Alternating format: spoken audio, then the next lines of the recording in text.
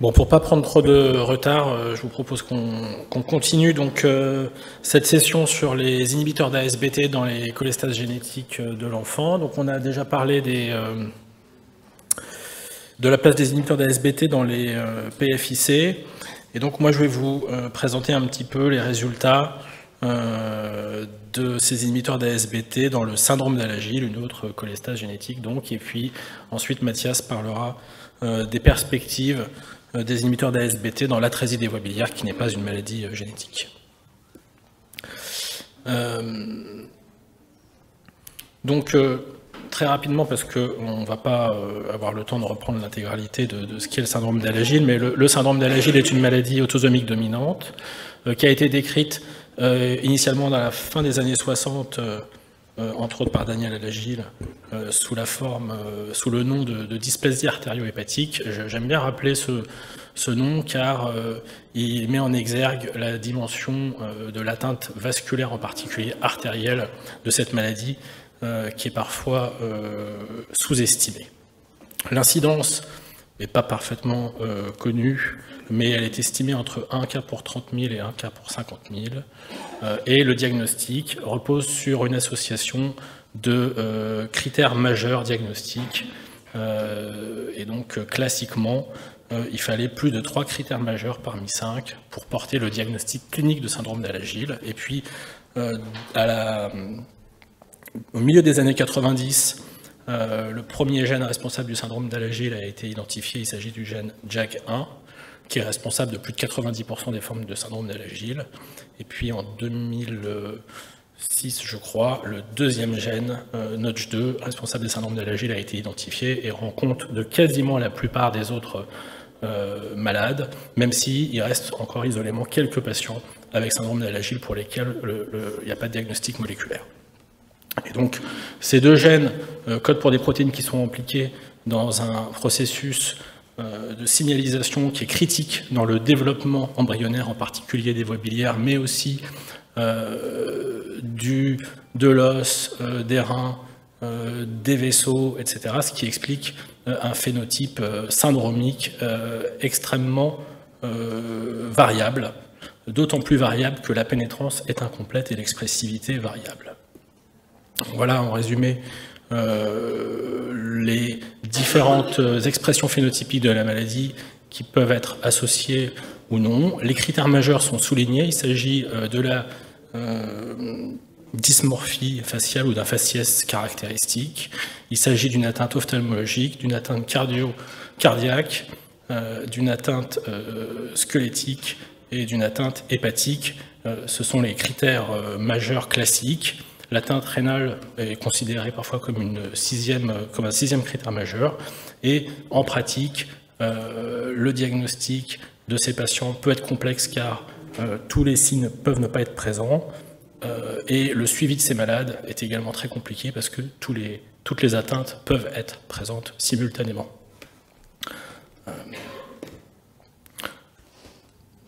L'atteinte hépatique et la cholestase est un élément majeur dans le pronostic du syndrome d'Alagille et c'est la présence de la cholestase qui va conduire à la transplantation hépatique et va réduire la survie equinative de ces patients. Et il est bien entré maintenant dans les registres dont on a parlé ce matin, en particulier le registre GALA, que la survie equinative chez les patients avec syndrome d'Alagille à l'âge de 18 ans est d'environ 50%. Le réseau américain identifie une survie equinative avec un chiffre un peu inférieur, autour de 25%. Ça va dépendre un peu de la proportion de patients ayant une atteinte hépatique inclus dans les cohortes. Et donc, chez ces patients, la sévérité des symptômes cholestatiques, le prurite, l'exanthome, font discuter la transplantation hépatique, plus, à vrai dire, qu'une cirrhose décompensée ou qu'un carcinome hépatocellulaire qui se voit finalement assez rarement dans cette pathologie, en tout cas à l'âge pédiatrique. Et donc la question, c'est faut-il transplanter ces malades avec l'espoir de normaliser la sécrétion biliaire, de réduire les symptômes de cholestase, d'améliorer la croissance, d'améliorer éventuellement l'état osseux et réduire le nombre de fractures de ces patients qui peuvent avoir une ostéoporose et une maladie osseuse complexe extrêmement invalidante, avec à l'inverse le risque vital de la transplantation hépatique. Voilà.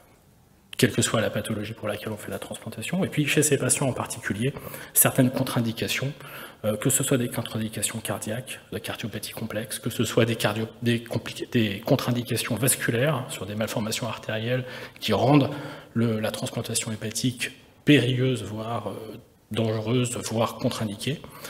Et donc on a en tête ces complications, ces contre-indications possibles, ce d'autant que, comme je viens de vous le dire, l'indication de transplantation n'est pas formelle chez ces patients qui, globalement, ne vont pas bien, mais ne vont pas suffisamment mal pour relever des critères habituels de transplantation. Et par ailleurs, ces patients ont une atteinte rénale dont on sait que les inhibiteurs de calcineurin vont probablement aggraver l'expression. Et donc, c'est en ayant tous ces éléments en tête que la décision de transplanter ou de ne pas transplanter ces enfants doit être prise, et elle est souvent difficile. Et donc, sur la base de quelques observations d'efficacité de dérivation biliaire chirurgicale dans le syndrome d'Alagille et sur la base des éléments qu'on a discutés sur la capacité des inhibiteurs d'ASBT à réduire les acides biliaires sériques et potentiellement réduire le prurite, donc ces drogues ont été tentées et étudiées chez l'enfant dans le syndrome d'Alagille avec 3 études, je dirais, initiales qui sont soulignées ici, Iconic, Imago et Itch. Et puis j'ai mis en gras les études qui sont encore en cours, notamment l'étude de l'odélixibate dans le syndrome d'Alagille et une étude sur l'effet du maralixibate chez les enfants de moins de 1 an. Donc je vais vous présenter rapidement les résultats de ces différentes des études déjà publiées et de l'impact de ces résultats. Donc les premières études concernent donc le maralixibate avec une première étude faite aux États-Unis, en Angleterre, qui était une étude exploratoire qui a évalué 2 doses de maralixibate dans 3 centres anglais, avec 2 doses versus un placebo pendant une étude totale de 13 semaines. Cette étude dont le critère principal de jugement était la diminution des acides biliaires sériques, donc cette étude n'a pas atteint son critère principal de jugement, même si il y a une petite tendance à un peu plus de diminution des acides biliaires chez les traités que chez les patients du groupe placebo, une petite tendance à un petit peu moins de grattage versus placebo, mais tout ça n'était pas significatif. Le signal finalement le plus fort était une amélioration de la qualité de vie estimée par les parents dans le groupe traité versus le groupe placebo. Donc une première étude dont les résultats n'ont pas été publiés, mais rapportés en congrès à l'ISEUL à Barcelone il y a quelques années, avec des résultats négatifs. Une deuxième étude faite aux États-Unis, avec globalement le même design, randomisation, groupe placebo versus maralixibate, 3 doses de maralixibate, une étude courte de 13 semaines. De la même manière, et là le critère principal de jugement était la diminution du prurite. Et donc de la même manière, le critère principal de jugement n'a pas été atteint dans cette étude, mais de la même manière, et même un petit peu plus, des signaux d'efficacité ont été identifiés avec, comme vous le voyez par exemple, une diminution significative du prurite avec certaines des doses, mais quand on prenait l'intégralité des doses, ce n'était pas significatif, ce qui ne permettait pas d'atteindre le critère principal de jugement. Donc ça, et cette étude a été publiée en 2018. Finalement, l'étude qui a apporté le plus de preuves pour l'efficacité du maralixibate dans le syndrome d'Alagille est l'étude Iconic qui a été publiée tout récemment dans le Lancet et que je vais détailler un petit peu plus, à la fois parce qu'elle elle a impliqué les centres européens et français et parce qu'elle est positive et qu'elle a, vous le verrez, finalement permis au laboratoire d'obtenir l'approval aux États-Unis pour le traitement du prurite du syndrome d'Alagille. Donc c'est une étude dont le design était un petit peu particulier. il y avait une première période ouverte de traitement, et puis après 18 semaines de traitement, les patients étaient randomisés en 2 groupes. Un groupe qui restait sous traitement et un groupe qui recevait le placebo pour une durée de 4 semaines, et ensuite tous les patients repassaient sous traitement. L'étude a été ensuite suivie d'une étude d'extension ouverte. Donc le critère principal de jugement, qui était un petit peu compliqué, c'était la variation d'acide biliaire pendant la période de randomisation, exclusivement dans la catégorie des patients qui avaient répondu pendant la période ouverte des premières semaines.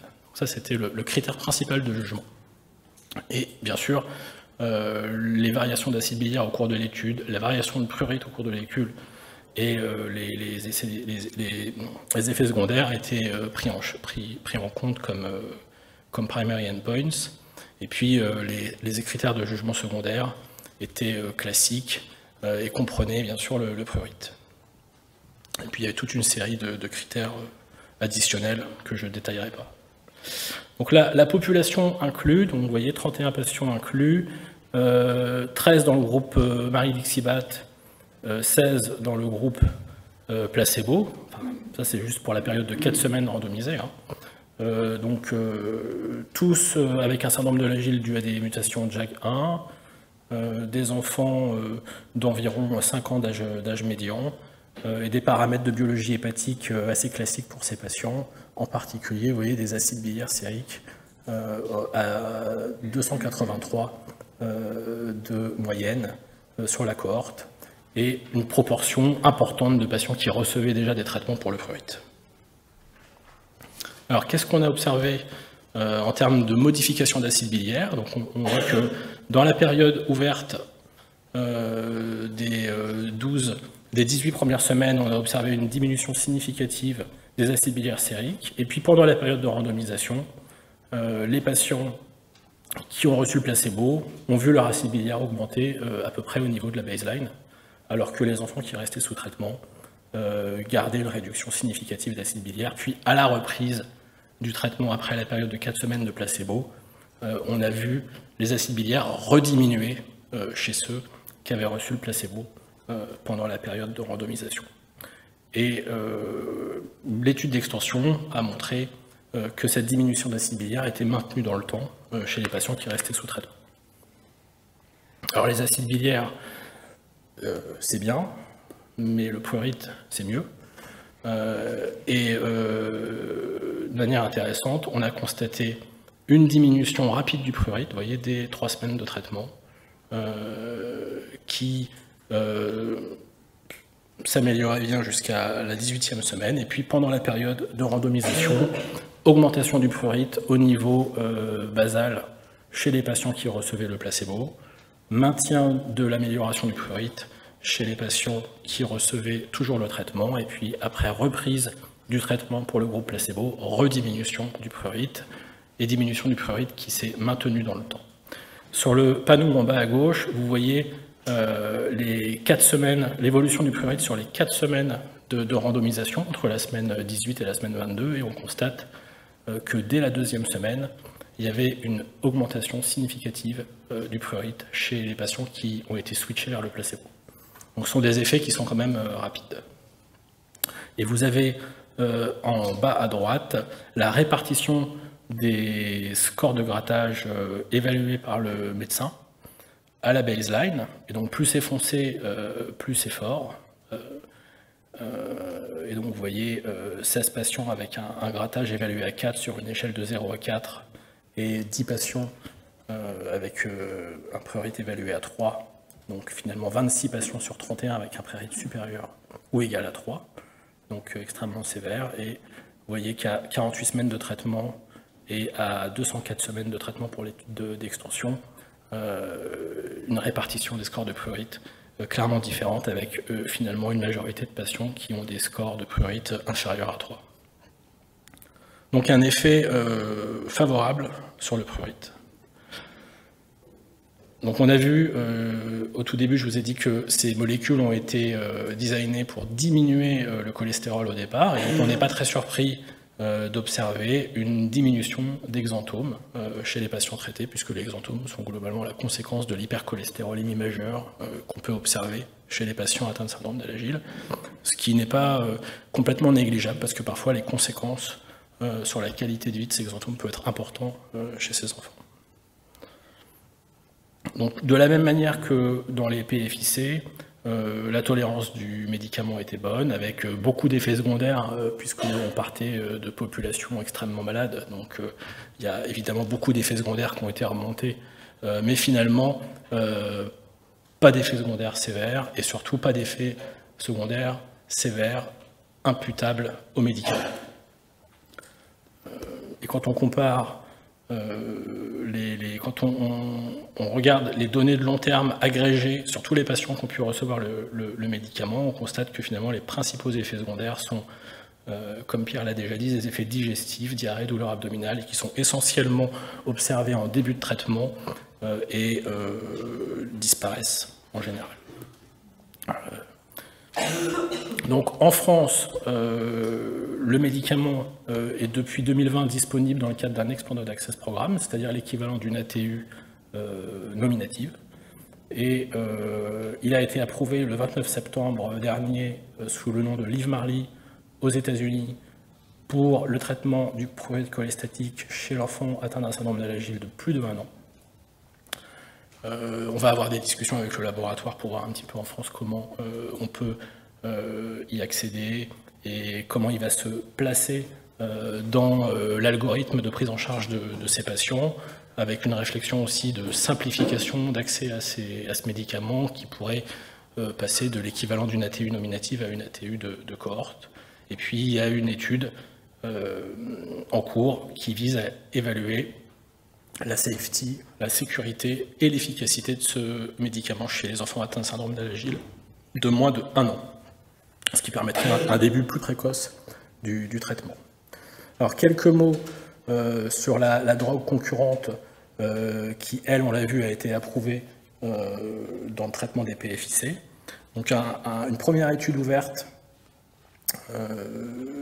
publiée cette année qui avait exploré l'efficacité de l'Odevixibat dans une cohorte de patients cholestatiques un peu tout venant, 24 patients avec des maladies différentes qui visaient surtout, qui étaient assez observationnelles.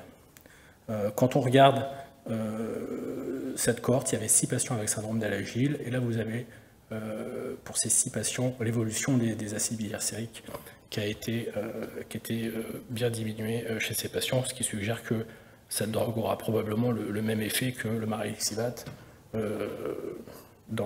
chez les malades atteints de syndrome d'Alagille. Et chez ces patients qui diminuaient leurs acides biliaires, il y avait une amélioration du prurite avec une corrélation entre ces deux paramètres. Donc de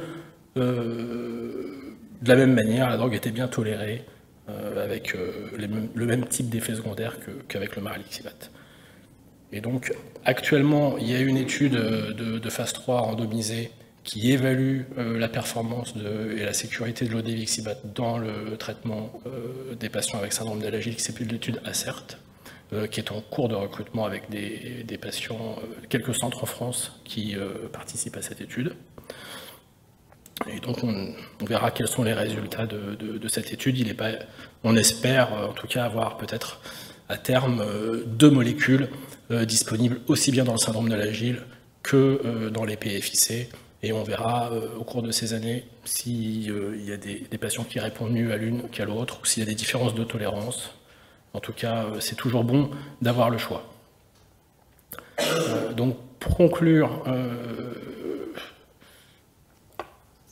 il y a des progrès pour le contrôle du prurite dans le syndrome d'Alagille, c'est très clair, mais pour autant, il reste quand même beaucoup de problèmes. Vous avez vu que c'est une maladie développementale multisystémique extrêmement sévère, que l'atteinte hépatique est due à une paucité des voies biliaires intrahépatique qui est responsable d'une cholestase chronique dont les manifestations peuvent faire discuter la transplantation hépatique, essentiellement prurite exanthome, que nous disposons maintenant d'une classe de molécules et d'une drogue qui permet d'améliorer le prurite chez ces malades, Maintenant, beaucoup de questions restent encore en suspens. Quel sera l'impact de ces drogues sur la croissance de l'enfant? Quel sera l'impact de ces drogues sur la progression de l'atteinte hépatique, de la fibrose, du CHC, de la décompensation de la fibrose? Tout ça n'est pas connu. Et in fine, quel sera l'impact de ces médicaments sur la survie avec foie natif de ces patients? Voilà, autant de choses qui restent encore à analyser, mais qui ne doivent pas faire enlever de l'idée que, dans tous les cas, disposer d'un médicament qui permet d'améliorer le prurite, c'est un plus pour ces patients. Et même si ça ne devait pas diminuer la survie avec foie natif, attendre son greffon en se grattant moins, c'est quand même un mieux. Donc, de toute façon, ça est quand même relativement acquis. Reste quand même aussi à déterminer quels sont les patients qui vont vraiment bénéficier de ces traitements. Il semblerait quand même que les patients les plus cholestatiques, en particulier avec la bilirubine la plus élevée, ne soient pas les meilleurs candidats à la réponse au traitement. Donc beaucoup de choses encore à déterminer, mais beaucoup d'espoir pour nos patients et un peu plus et une molécule approuvée ou en voie d'approbation pour nous, ce qui est quand même assez exceptionnel. Voilà, je vous remercie. Oui, Madame Doré. Prenez le micro parce que sinon on ne vous entend pas sur le... Une question un peu de néophyte. Est-ce qu'un patient à l'agile qui arrive à l'âge adulte ou autour de l'âge adulte qui n'a pas eu de transplantation hépatique, est-ce qu'il peut bénéficier de ce traitement? Est-ce que dans les études cliniques, ça a été étudié, ou est-ce que vous aviez simplement des enfants dans l'étude clinique? L'étude clinique, c'était des enfants. Mais aux États-Unis, l'approbation, c'est traitement du prurite des patients atteints d'un syndrome d'Alagille, âgés de plus d'1 an. Et donc, on n'a pas encore c'est pas encore formellement approuvé dans tous les pays européens, et on n'a pas encore les conditions en France, mais il est évident qu'un patient qui est amélioré jusqu'à 18 ans par ce médicament ne va pas d'un seul coup plus avoir le droit de le prendre à 18 ans et un jour. Donc je suis assez confiant sur le fait que ce sera disponible chez l'adulte dans la même indication. Mais ce n'est pas encore fait.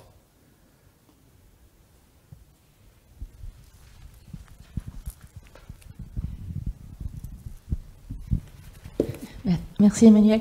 J'ai une toute petite première question, c'est de savoir si dans cette étude, les traitements que recevaient les patients ont été poursuivis. Par exemple, la rifadine, elle a été poursuivie tout le long. Il n'y a pas eu d'interruption de traitement en cours qui puisse avoir modifié les résultats? Alors, pour pas justement biaiser les résultats, il était obligatoire que les traitements soient maintenus à la même dose. Seule l'adaptation par rapport au poids était autorisée en cours de traitement. Et ce qu'on a observé, parce que je n'ai pas pu montrer tous les résultats, mais on observe qu'au cours du temps, les patients qui répondent ont une tendance à recevoir moins des autres traitements. C'est-à-dire typiquement, ils ont grandi sans qu'on ait eu besoin de réadapter les doses, par exemple de rifadine. Voire chez certains malades, on a pu arrêter un des médicaments. Mais en tout cas, clairement, les résultats de l'étude n'étaient pas biaisés par des co-traitements. Ça avait été pris en compte dans le design. Et donc ma deuxième question, mais c'est vraiment les points, c'est comme ça. Qu'est-ce que tu proposerais comme algorithme rapide? On suit un enfant qui est allergique, qui est un prurite, urso, rifadine, tu laisses la sertraline et tu proposerais les inhibiteurs en dernière indication, ou bien tu aurais tendance à le proposer en première? On va en discuter tous ensemble, mais je pense qu'il y a plus de données. Juste comme ça. Il y a plus de données sur l'efficacité et la safety, la sécurité du marilixibat ou peut-être demain de l'odevixibat que par exemple la sertraline. Donc pour moi, c'est clairement urso. Et rifadine ASBT inhibiteur ensemble, l'un puis l'autre, l'un ou l'autre, c'est ce genre de micro-détails qu'il faut qu'on règle. Chez les malades qui se grattent le plus, comme tu le sais très bien, souvent la rifazine ne permet pas un contrôle complet, et donc on sait déjà qu'on va devoir recourir à une bithérapie en plus de l'urso. L'intérêt d'avoir l'AMM pour les moins de 1 an, ce serait de débuter d'emblée. C'est pour ça qu'on y travaille. D'accord, merci. Bon. Henkan, in English. Thank you. Yes, very nice. Can I ask, maybe I should ask them to put up the slide again with the Lancet paper data. Which The detail? one with the long-term treatment, and you had a panel in the right. So we have to ask the people. Est-ce que vous pouvez remettre les diapos de ce topo, s'il vous plaît? The long-term Yes, SBA because or you show the data after 4 years. Yeah. And then you had, let me have a look at it. SBA or each? It's, just continue. This one. Yeah. So this right lower panel, illustrates the CSS score, and that my question is, in the middle and the last panel, 10 versus 9, with 0 score, are these the same patients? And I expect it is, actually, but I want to be sure. I cannot be 100% sure right now, but Okay. I would say 95% yes. Yes, because I think it is, my point is, and I'm sure you can, I think you are either responsive or non-responsive, and you know within a short time. It's not that between 1 year and 4 years, you get more responsive patients. It's just you lose those who still have itch. You agree with that option? Absolutely. Okay, yes, so that's I think we should be critical on presentation like this, because it's a kind of bias, because you lose patients that do still have a lot of itch. So you lose the bad ones. You know, I fully agree with you. Yes, okay. No, but I think it's we should be critical here. It's a very good drug, but you do have responders and non-responders. You do not start to respond after a year. I think we don't have data for that. Absolutely. Yeah, okay. Ce que signale Henkan, c'est qu'en fait, on a, en dehors de l'étude randomisée qui permet de répondre aux questions, au cours de l'étude ouverte, on a un biais de sélection des patients puisque évidemment, ceux qui ne répondent pas arrêtent le traitement, et donc à la fin, on n'a plus que des patients traités qui répondent, et donc ça peut il faut faire attention dans l'interprétation des données de long terme et tenir compte de ce biais de sélection. Exactement.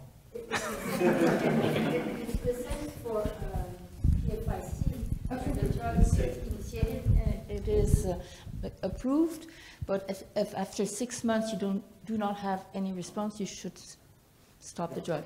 Ça, c'est quelque chose qu'il faudra qu'on discute. On va avoir des signaux de qui répond pas, et il faudra qu'on discute entre nous de combien de temps on fait un traitement d'épreuve. Mais il est sûr que le patient qui répond pas au bout de 6 mois, a priori, a très peu de chances de répondre après. La seule question aussi, c'est la titration de la dose, parce qu'on a observé dans la partie double dose, peut-être quelques patients qui ont répondu, qui n'avaient pas répondu auparavant. Et donc ça, c'est encore des points qui méritent des études supplémentaires. Merci, je passe la parole à Mathias pour qu'on ait le temps de déjeuner.